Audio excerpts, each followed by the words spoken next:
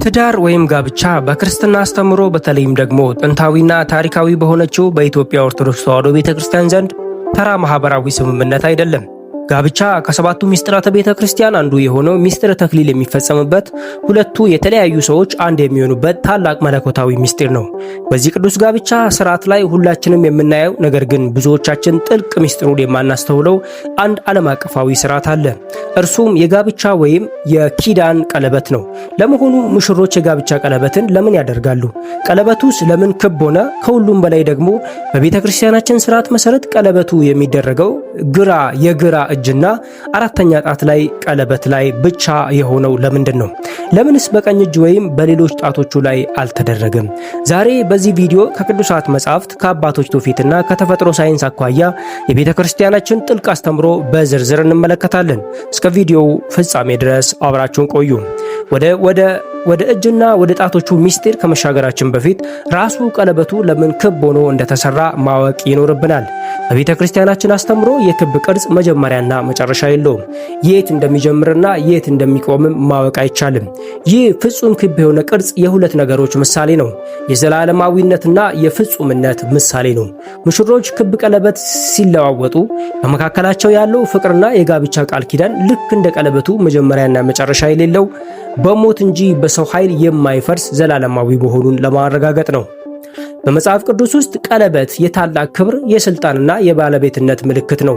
ለምሳሌ በኦሪት ዘፍጥረት ምዕራፍ 41 ላይ የግብፁ ንጉሥ ፈርዖን ዮሴፍን በግብፅ ምድር ላይ በሾመው ጊዜ ከእጁ ቀለበቱን አውጥቶ በዮሴፍ እጅ ላይ አድርጎለታል።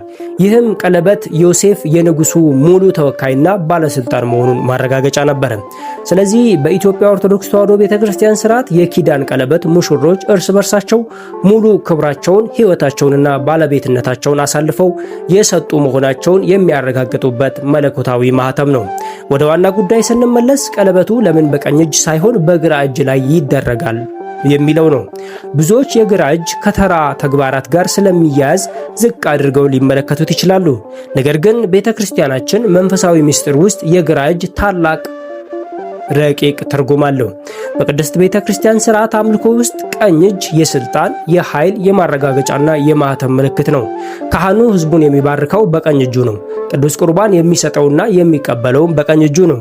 ሙሽራው ቢሆን በስርዓተ ተክሊል ጊዜ የጋብቻውን ቃል ኪዳን በቃሉ ሲናገር ሲያጸና የቀኝ እጁን ያነሳል ወይም ይዘረጋል። እንግዲህ ምስጢሩ እዚህ ጋር ነው። በቀኝ እጅ ቃል ኪዳን ይሰጣል፣ ይታተማል፣ ይባረካል። በግራ እጅ ደግሞ የተቀበሉትን ቃል ኪዳን ጠባቂ፣ አስቀማጭና ውድ ሀብትን ማከማቻ እጅ ነው ግራ እጅ። በቀኝ እጅ የተሰጠውና የተባረከው ቀለበት በግራ እጅ ላይ ሲያርፍ እግዚአብሔር ፊት በቀኝ እጄ የገባሁትን ቃል ኪዳን በሕይወቴ ሙሉ በግራ እጄ በልቤ አቅራቢያ ጠብቄ አኖራለሁ የማለት ተምሳሌት ነው። ቀኝ ሰጪ ነው፣ ግራ ደግሞ ተቀባይና ጠባቂ ነው። ከዚህ በተጨማሪ በቤተ ክርስቲያናችን ሊቃውንት ዘንድ የሚነገር ሌላው ምስጢር አለ። የልብ አቀማመጥ ነው። የሰው ልጅ የህይወት መቆጣጠሪያ፣ የፍቅርና የስሜት ማዕከል የሆነችው ልብ የምትገኘው በሰውነታችን በግራ በኩል ነው ይባላል።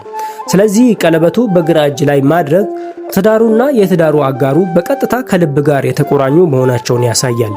ይህም በጥንታውያን ዘንድ ቬና አሞሪስ ወይም የፍቅር የደም ስር ከሚባለው አስተሳሰብ ጋር ይስማማል። ከግራ እጅ አራተኛ ጣት ላይ ተነስቶ በቀጥታ ወደ ልብ የሚሄድ ልዩ የደም ስር አለ ተብሎ ስለሚታመን ቀለበቱ በዚያ ሲታሰር ሁለቱ ልቦች በፍቅር አንድ ሆኑ ማለት ነው።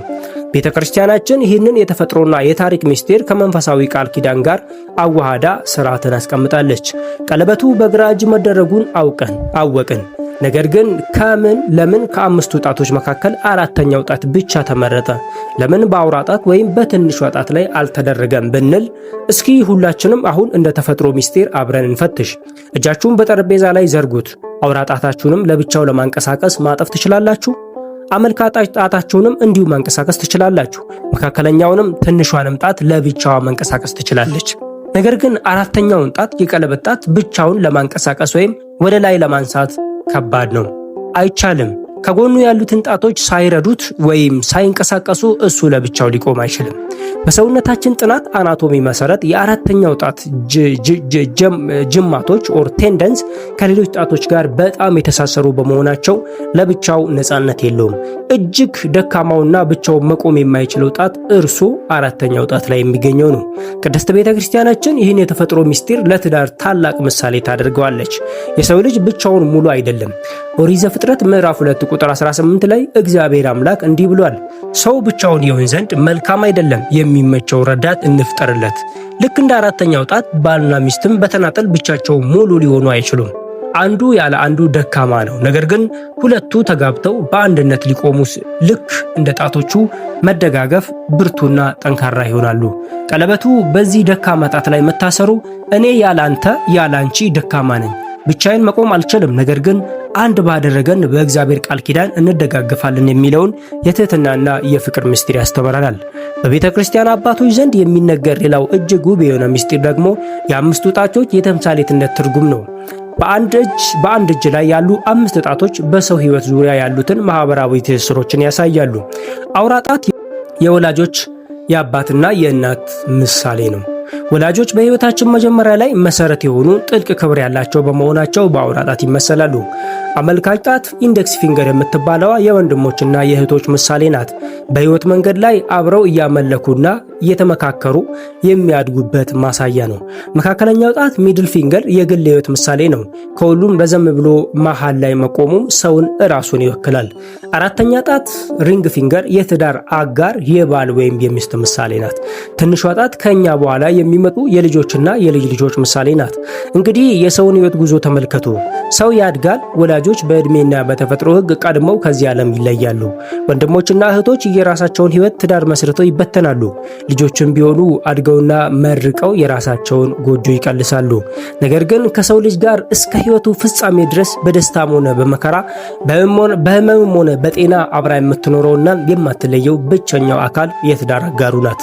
ለዚህ ነው ምንም የማይተካ እስከ መጨረሻው የምትጸናውና የትዳር አጋር ቀለበት በአራተኛው ጣት ላይ የምናስረው። ይህም በመጽሐፍ ቅዱስ ሰው አባቱንና እናቱን ይተዋል፣ ከሚስቱም ጋር ይጣበቃል፣ ሁለቱም አንድ ስጋ ይሆናሉ ተብሎ የተጻፈውን መለኮታዊ እውነት በተግባር የሚያሳይ ነው። የኢትዮጵያ ኦርቶዶክስ ተዋሕዶ ቤተክርስቲያን የምታስተምረው ስርዓት ሁሉ እንዲሁ በዘፈቀደ የተደረገ ሳይሆን እያንዳንዱ ቃልና ተግባር ሰማያዊና ምድራዊ ምስጢር እየተሰናሰለበት ነው። የጋብቻ ቀለበት በግራ እጅ በአራተኛው ጣት ላይ መታሰሩ ፍቅራቸው ከልብ የመነጨ መሆኑን፣ ቃል ኪዳኑ በቀኝ እጅ ተባርኮ በግራ እጅ በታማኝነት እንዲጠበቅ፣ አንዱ ያለ አንዱ ደካማ መሆናቸውን አምነው እርስ በርሳቸው እንዲደጋገፉ እንዲሁም ትዳር እስከ ዘላለም ፍጻሜ የሚጸና የአንድነት ምስጢር መሆኑን ማወጃ ነው። ለዛሬ ያዘጋጀንላችሁ መንፈሳዊ መርሃ ግብር ይህንን ይመስል ነበረ። ቪዲዮውን ትምህርት ሰጪ ሆኖ ካገኛችሁት ላይክ ማድረጋችሁን አትርሱ። ለሌሎችም እንዲደርስ ሼር አድርጉት። እንዲሁም በየጊዜው የሚለቀቁ መንፈሳዊ ትምህርቶች እንዲደርሷችሁ ቻናላችንን ሰብስክራይብ በማድረግ የደወል ምልክቱን ይጫኑ። ወስብሐት ለእግዚአብሔር ወለወላዲቱ ድንግል ወለመስቀሉ ክቡር። ይቆየን። በሌላ ቪዲዮ እስከምንገናኝ ቸር ሰንብቱ።